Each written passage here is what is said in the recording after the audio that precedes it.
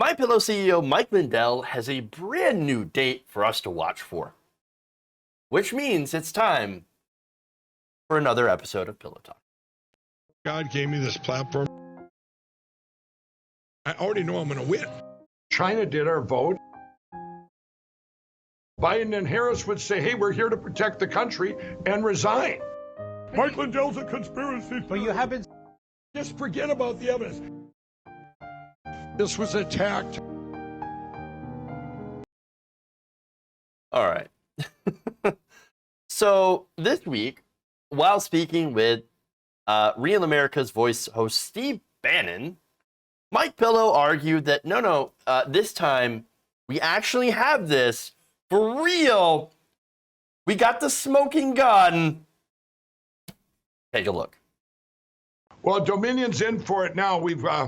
We're going to put an injunction against Dominion. It's a nationwide injunction prohibiting Dominion from making any modifications to their voting systems that would destroy prior election data. That's their case. That's what they're doing right now. They're going across the great country and deleting stuff. So we're going to get that injunction. That should come out this week, because. Okay. Hey. It's a smoking gun. It's a smoking gun, everybody. We got him. We got Dominion. Yep, we're going to do the injunction. Really? You realize that this is why he's being sued for $1.3 billion, right? Putting out this nonsense about Dominion. And by the way, a judge just let that case proceed in court. Not only against you, but against Sidney Powell. And Rudy Giuliani, of course. I have a feeling that Dominion is going to be a very wealthy company soon. Hey, maybe they'll end up taking over pillow operations. Imagine MyPillow, a subsidiary of Dominion Voting Systems. I mean, I'm sure Dominion never planned to get into the pillow business, but hey, life comes at you fast, doesn't it?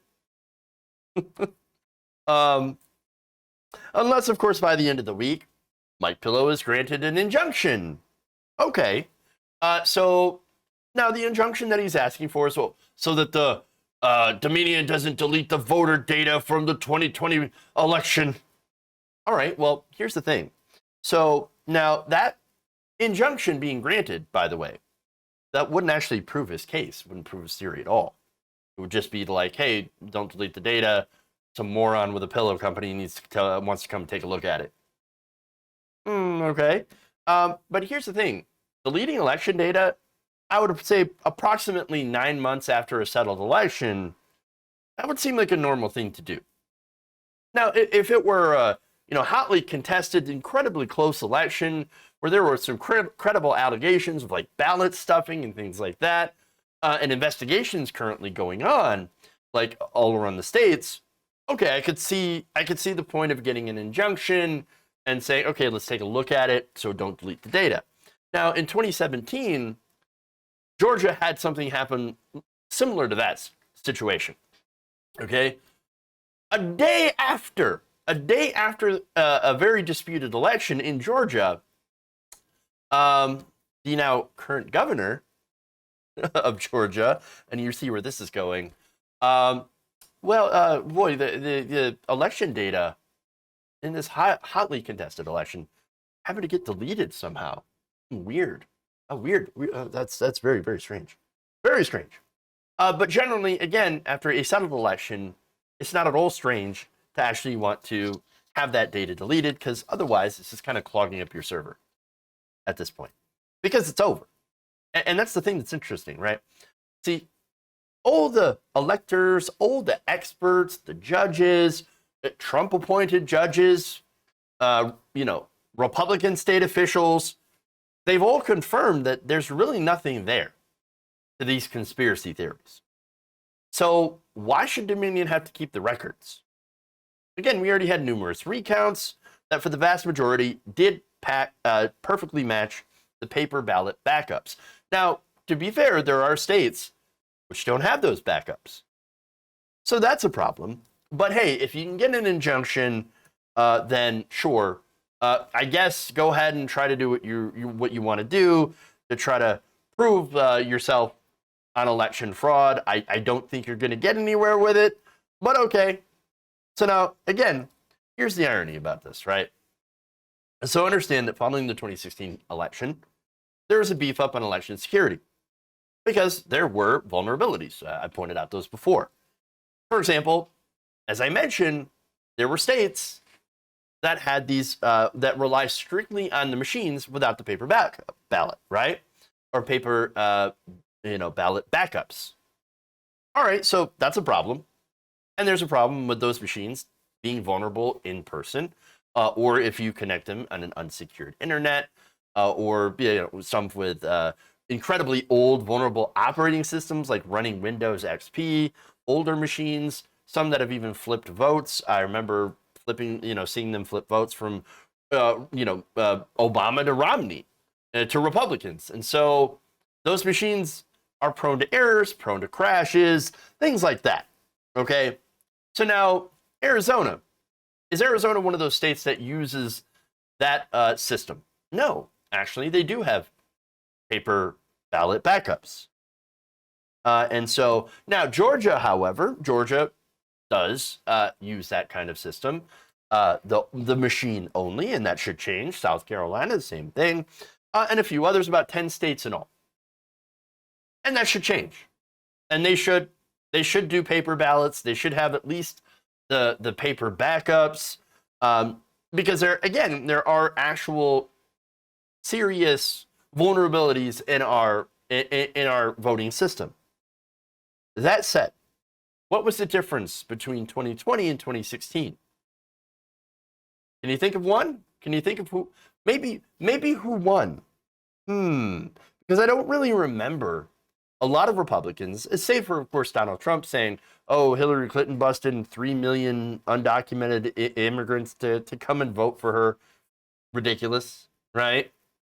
But he still won. He still won, but he was complaining about the popular vote. Okay, anyway, about losing the popular vote.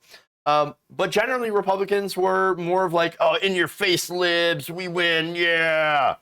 What voter fraud? I mean, there's a little bit, but we still won, yeah, America.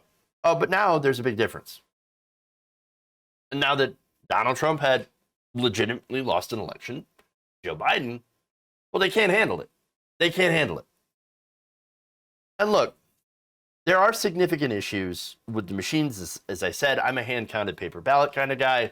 I think we should all go to those. They're better. They're more accountable. And of course, it's going to take longer to count, but I'm all right with that, as long as it's real. But as I say that, remember, there's just no evidence of widespread voter fraud or a stolen presidential election. No evidence of a communist Chinese plot or the ghost of Hugo Chavez or the Italians or anybody rigging the vote for Joe Biden. There's just none. And the only reason the chuds believe it is because the guy lost.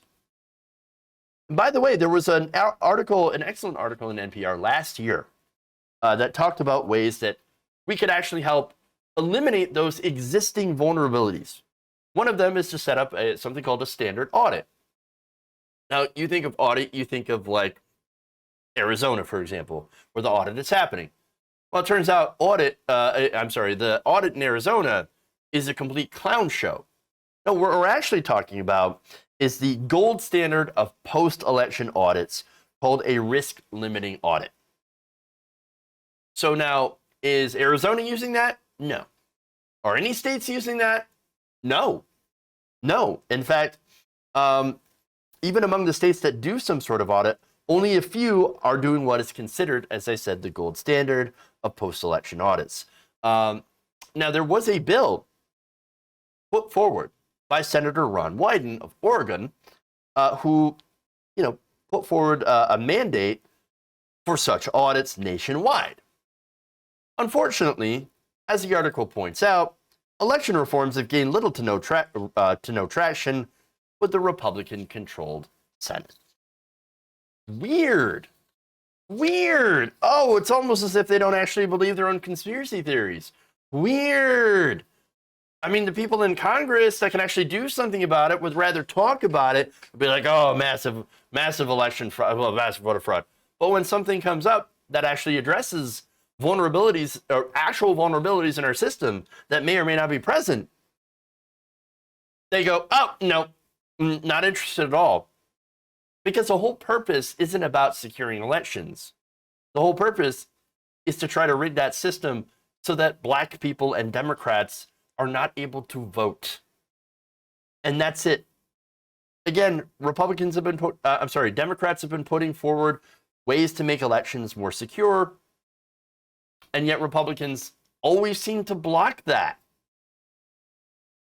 So the whole thing is Republicans being super butthurt. Their little feelings were hurt because they lost, and as usual, they come up with nonsense in order to waste people's time and money, of course.